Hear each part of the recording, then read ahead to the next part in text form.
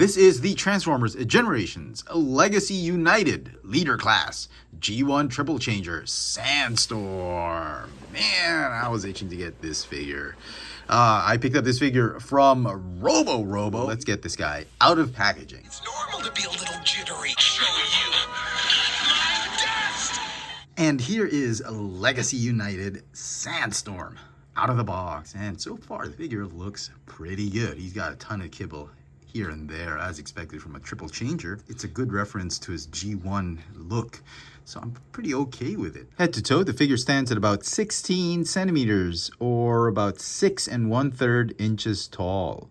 For comparisons, here he is with a couple of Autobots. We've got Deluxe Class Beachcomber and fellow triple changer Voyager Class Siege Springer. For comparisons with actual Leader Class figures, we've got the Leader Class Legacy Galvatron, and we've got the Leader Class Earthrise Optimus Prime. Here he is with fellow triple changers. From the Decepticon side, we've got Leader Class Siege or Earthrise Astrotrain, as well as Leader Class Legacy Blitzwing. And finally, here he is with the Transformers Generations Thrilling 30 IDW comic book universe Voyager Class Sandstorm. And it is amazing that years ago, almost a decade ago, Voyagers were technically Leader Class figures in today's standards. So Sandstorm comes with a bunch of accessories because he is a Leader Class. Hasbro decided, he's about the size of a Voyager Class figure, but to make him a Leader Class, let's put more plastic. They've added guns. Both guns are blast effect compatible. You can hold them on either hand, but the instructions tell you to put the blaster on his right hand and the mini pea shooter blaster on his left forearm. And then he comes with a roll cage, rescue cage, which he's supposed to hold this way. It's like he has a pet, and this is the cage for his pet. And, he's looking for a spot, his Cybertronian dog. Will it fit? I mean, I sold off all my Micromasters. It should fit a small Autobot vehicle or a Decepticon car. I don't know. Somebody let me know in the comments if it does. It's a shame I sold off all my Micromasters. But I do have a human with an exosuit. Noah Diaz. This is a third-party product, and he will fit nicely in the rescue cage, because this cage, I reckon, is for search and rescue. They put an injured person there, and then this thing would just roll down and lower and raise this the injured person, keep him away from the sharks. As far as the aesthetics of the figure, I think they nailed this guy. I mean, he's more toy accurate, but I think he'll pass off as a cartoon accurate representation. You notice down to the blaster, it's very G1 styled. Even the kibble on top of his head, where the helicopter rotor is sitting on top of his head, where the wheels are positioned for the dune buggy on his legs and on his backpack. It's very true to the aesthetic of the G1 figure. The difference being is the head sculpt is more toy accurate, because in the cartoons, he didn't have a face shield or a face mask. And I reckon, this figure is going to be re-released and repacked as a Studio Series 86 Leader Class figure, done in those bright yellow colors, where Hasbro will repack him with a brand new head sculpt, this time with the nose and the mouth without the face plate. I'm pretty sure they're going to do that. Just to give you a quick look at that head sculpt, man, it is gorgeous. Almost every single part of the body that's been painted, it's done impeccably well. I love it. There's hardly any quality control issues, but if you're sifting through several on the pegs, you might want to check out how the eyes and the faceplate are painted. Make sure there are no scuffing or any excess paint going here and there. But overall, paint apps are amazing. Let's talk about plastic quality very briefly. No complaints. Absolutely premium grade plastic everywhere. Black plastic, glossy plastic, orange plastic. Everything is done in premium quality grade plastic. Even the weapons, the cage. And get this, the wheels or the tires are rubber. Unbelievable. So you get premium grade quality plastic plus rubber tires. The last figure we had that had the same treatment for quality and rubber tires was the Legacy Beachcomber, and that's the reason I had him in the comparison. As far as articulation goes, the neck is on a ball joint. You get a waist swivel. Shoulders allow the arms to go in and out, swivel forward and backward 360. You get double jointed elbows, mostly because of transformation. The wrists are on swivels. Hips are on hinges and swivels, allow you to do the splits. You can have him kick forward, backward, thigh swivel, hinge knees. The feet, they've got a rocker tilt and a bit of an up and down hinge motion. Now, certain aspects about this figure I did not appreciate, and the first one is you can see it from the way I was articulating the figure, or moving the figure's articulation. This chest panel, it does not want to stay in place in robot mode. The other thing that really detracts from this figure are these, as my buddy Fly Guy and I keep talking about on the TFG1 show, a lot of these new Transformers have hotel room slippers for feet, and look at that. And I understand why they did this. This is really to support the heavy backpack or the kibble on his back, which is part of the aesthetic, part of the transformation. I get that. There is a way to get rid of the hotel room slippers feet, and you can actually fold it up like this as you would transform him into his vehicle mode, and it just takes a little bit of adjusting and finagling with the figure. But even without that heel spur, slipper heel spur, you should be able to stand him up in a regular museum pose stand with the feet or the heel spurs folded up under his feet, and he should be able to stand up even if you shake the table.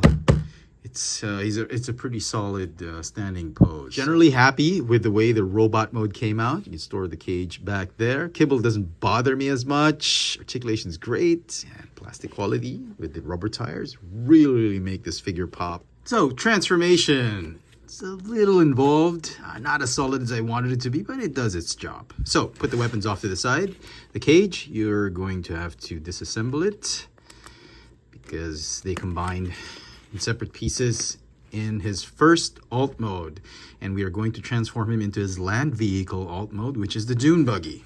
Okay, now incidentally, I wanted to mention this chest piece right here. I did comment on it that it was so loose that every time you tried to articulate the arms, it would just pop off. There was a way to actually fix it. These tabs right here that I mentioned earlier aren't really the ones doing the tabbing onto the torso. They're just merely guides. This is the main tab right here, this circular peg right here that tabs onto that neck piece. And you have to make sure that the neck piece, this one is at an angle, this one is straight, and it's just lined up properly so that you can just tab that main peg onto that neck piece, and the other pegs are just guides. So if you do that properly, you tab this peg securely, then moving the arms wouldn't be such an inconvenience. So yeah, but it does still love to pop off every time you try and pose the arms. Okay, so let's do that first. Unpeg that whole chest assembly. Okay, then the arms, you want to just do standard Legacy transformation for the arms. Just fold these. I think this is a better way of doing it, that the panel is actually the forearm instead of like a separate panel moving up and down and covering where the fist should go. I think this is a good fix for that. And then you fold the elbows inward onto the forearm.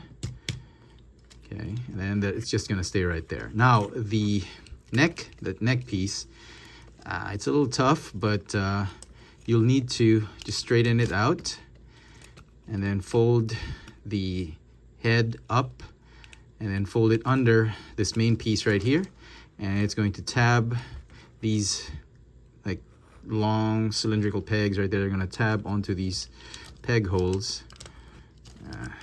You can just press it on.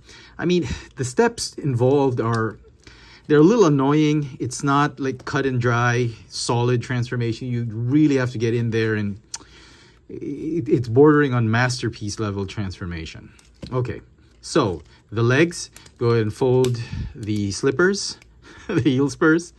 Go ahead and fold the feet down. And then you can see right here, there are rivets.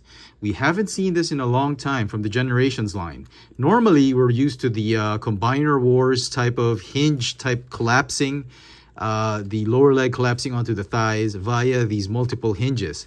Now they've brought back the sliding rivet, which is, it's cool, but you know, over time, my biggest concern there is that thing's going to get tight over time. And it's going to be a nuisance just to keep doing that. I hope it doesn't, but with my experience with Transformers that Hasbro's done, those things really get tight, and it can be a little annoying. Now, the instructions tell you to combine the legs first before you slide, but I find it easier if you just slide the pegs, if you slide the legs first before combining them. Now, you can see right here that the rivets haven't actually gone all the way. And that's the common mistake in transforming this figure. You need to push it all the way in. Otherwise, it's not going to transform properly. It's going to be a pain to transform it. So make sure that those rivets, those chrome rivets, are all the way slid. You have to slide them all the way out to the end near those feet. Once you've done that, you want to transform the shoulders and the arms this way. And then these panels right here, they're going to move off to the side, and that's where you're going to peg the arms. So peg the fists in, or where the fists used to be, and then the windshield is going to peg onto the shins or the knees. And when you first do this, you're going to be looking at it and thinking it's weird, because it's offset. Half the car is higher than the other half, and I thought I was doing something wrong, or I was thinking, did I get a factory defect that should it have been glued on properly? But this is really the way it was engineered. And I get it why a lot of the collectors are hating on this alt mode, because of this offset type of engineering, where the rear end is like offset on a lower, it's like a lower level to this car. And when you look at it, it looks as though the car shouldn't be rolling properly. But there was a reason for doing that. Okay, they had to do that because the helicopter bits needed to be stored underneath. And you see the helicopter landing gear, had it been straight, it would have been at the same level rolling, or maybe even lower, and the wheels wouldn't roll. So if you tilt the front part of the car and you leave the back part tilted as well, all four wheels are going to roll properly, and none of the helicopter bits are going to be hitting the ground. Well, yep, they clear the ground, especially this one, by a millimeter. So yeah, that is interesting. And finally, before I forget, just fold out that rotor, and that forms the spoiler. The roll cage, this one first. I'm going to put the spool or the winch right there, and then the roll cage. You're going to just slide it here. This piece right here, you're going to slide it and tab these pegs right here onto the side of these fenders or under chassis. And you're going to tab it onto that central peg. And that will solidify the front part of the car. Now the weapons, obviously, you can put it any which way you want. You put it here. The instructions tell you to put it here. But he's a robot in disguise. You want to conceal the weapon. You can actually, the instructions tell you to put it here and then here. But I felt it was better if you concealed both weapons underneath the undercarriage. That way he's really a robot in disguise. But the official mode is really here. And yeah, everyone's hating on this alt mode, but I love it. I honestly like it. I like the fact that it's like a skewed type of engineering. They've tilted the whole car so that it will roll properly. And those rubber tires, man, I love hearing that smooth roll.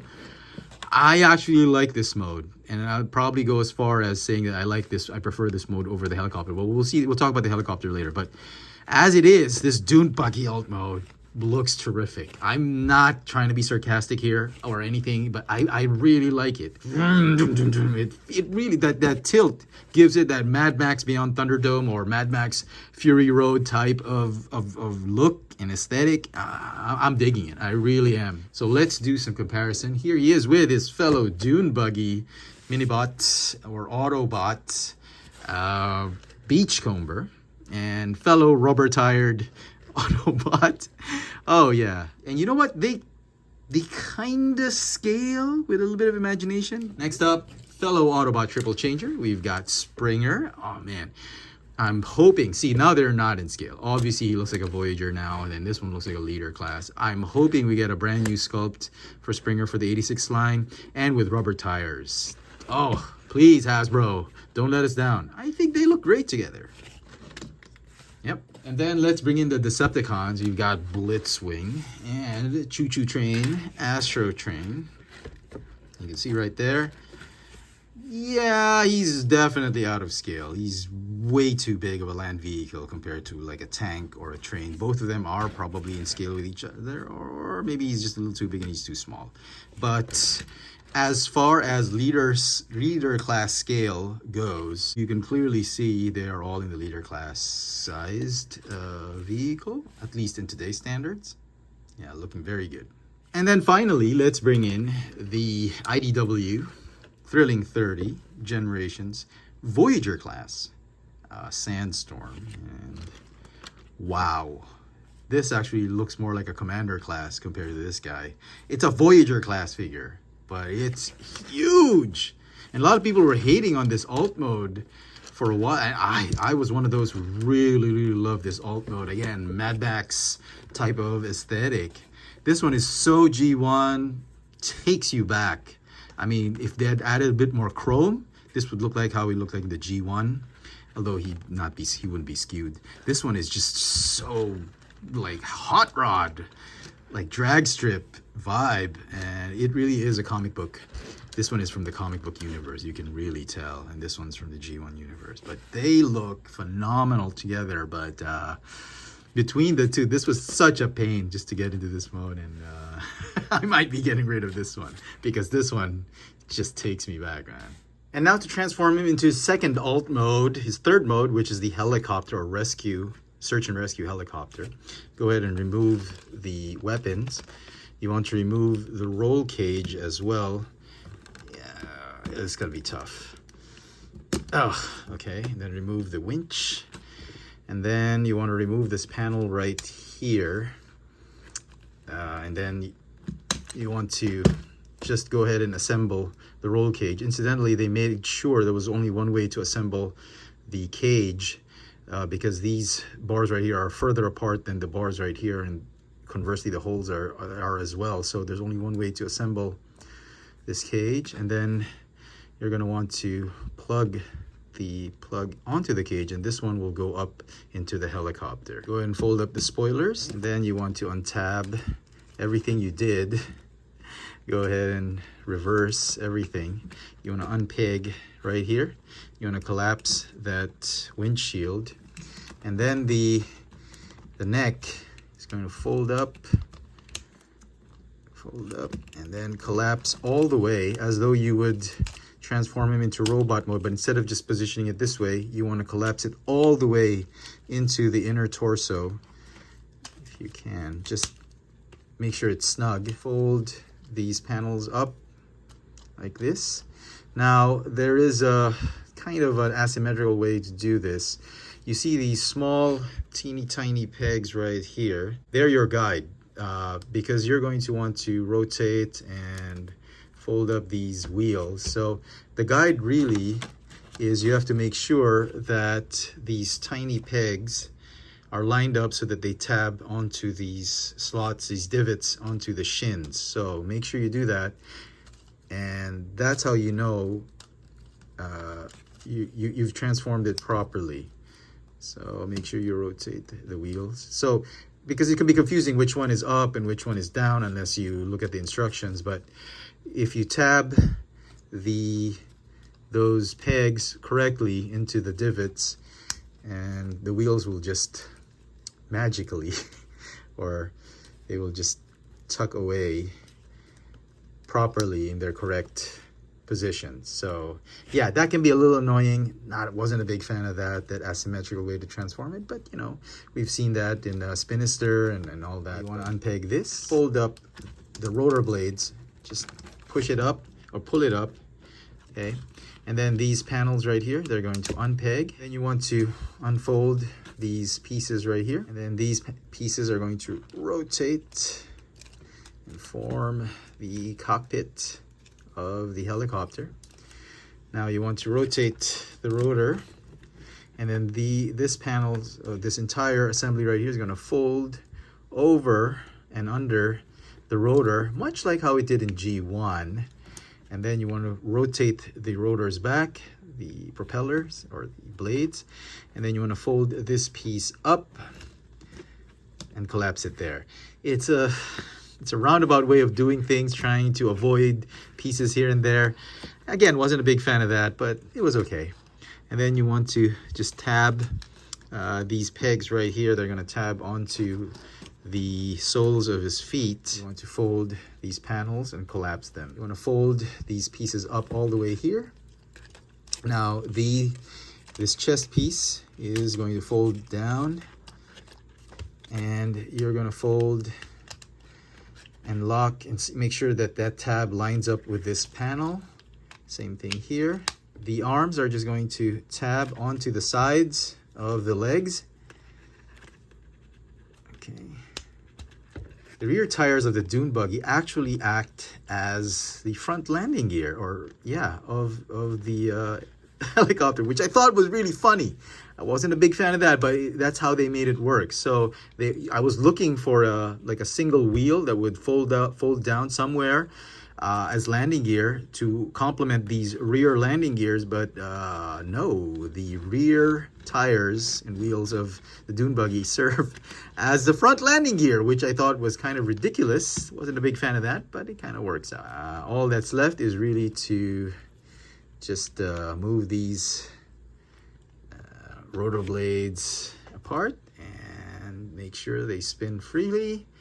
And that is the helicopter alt mode, essentially, of Sandstorm. And you can put the weapons here, side guns. I mean, he's a search and rescue helicopter. I mean, why would he have guns? But, you know, he needs to defend himself. Right? And then this is the weird thing, okay? The winch and cage, rescue cage, they peg in right here. So when he's rescuing somebody from a shark attack or whatever, he carries him off and then takes him back to base, or takes them back to base and lands. And then once the patient has been safely brought to the hospital or first aid, he can take off. There's no way to store the roll cage or the cage, because you can winch everything up and it'll stay right there. So with the cage, he really can't land. You'll need to remove the winch, which is really annoying to do. Oh. So he cannot land with the winch attached, which brings me to the conclusion that is one of the more useless pieces we've seen from Transformers figures from Hasbro and Takara Tomy. Why did they even put this? Maybe they could have saved on the plastic, maybe given him another gun, or an alternate head, maybe, without the face plate, or maybe more paint apps. They probably thought this was going to be a cool gimmick to do. I mean, kids would be playing with this thing, or maybe you could set up a diorama with him rescuing. But honestly, this is the most useless bit of accessory. I mean, even robot mode, there's no way to store it except on the back, and it's like hanging very awkwardly. So very useless. I thought this was a waste of budget. They could have put it to better use somewhere else, but it is what it is. The helicopter mode, I get it. It looks very solid, very G1 styled helicopter mode. I kind of get why a lot of the reviewers are really praising this alt mode. But me personally, I like that dune buggy. I honestly like it more than this one. Again, not being sarcastic. This one, the wheels acting as a front landing gear really ruined it for me. They could have probably re-engineered the wheels to tuck in somewhere, and if they had not done this. Don't get me wrong, it's not ugly. It's actually pretty good. It's very, very solid, very, very G1 looking, especially here on top. Now, if you have a flight stand, like what I have from the Tensec base Optimus Prime by Takara Tomy, you can actually position him with the roll cage and him in flight mode. And yeah, I think actually this thing works.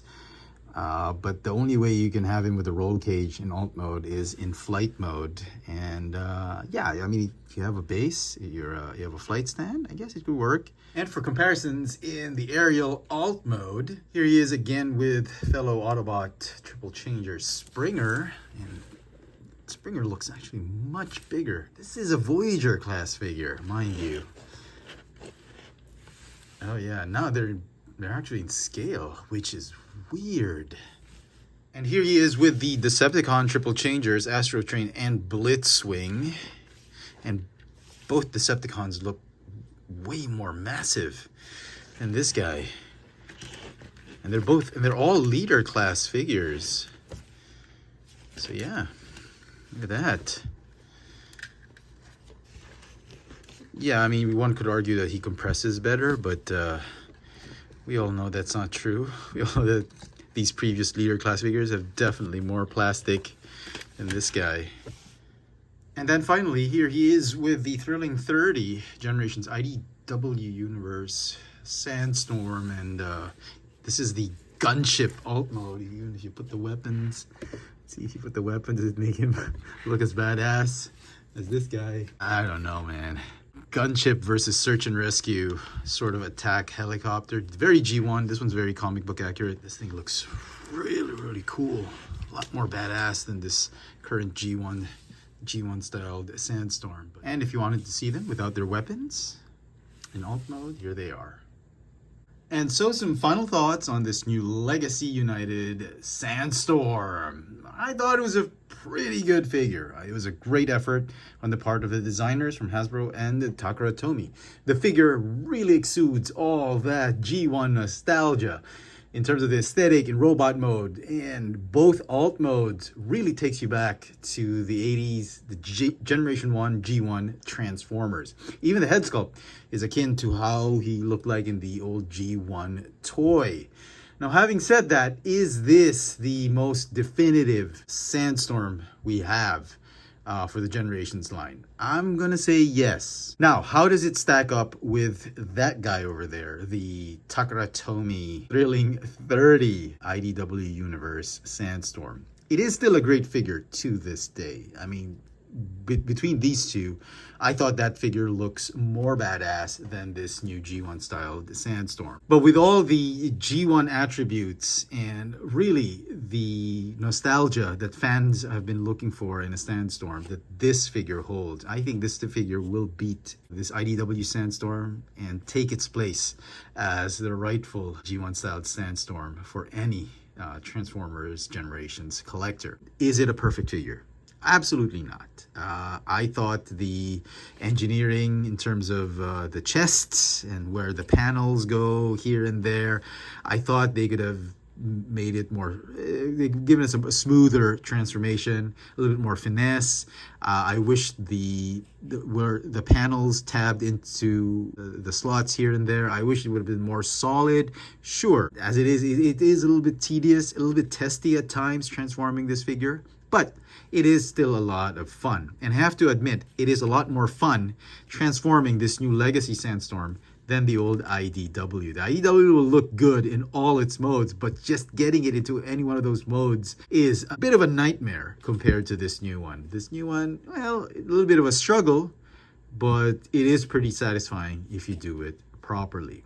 Quality is amazing on this new figure. You've got solid quality premium plastic combined with these rubber tires. I mean, this is as good as Transformers Generations gets, and I hope we get to see more of this kind of quality for future releases. This figure is going to get a 9.5 out of 10. very, very strong effort from Hasbro and Takara Tomy. Let me know in the comment section what you guys think of this Transformers Generations Legacy United Leader Class G1 Universe Sandstorm. Hit that notification bell so you never miss out on any of my latest video reviews. And if it's your first time here, please subscribe. Thanks for watching.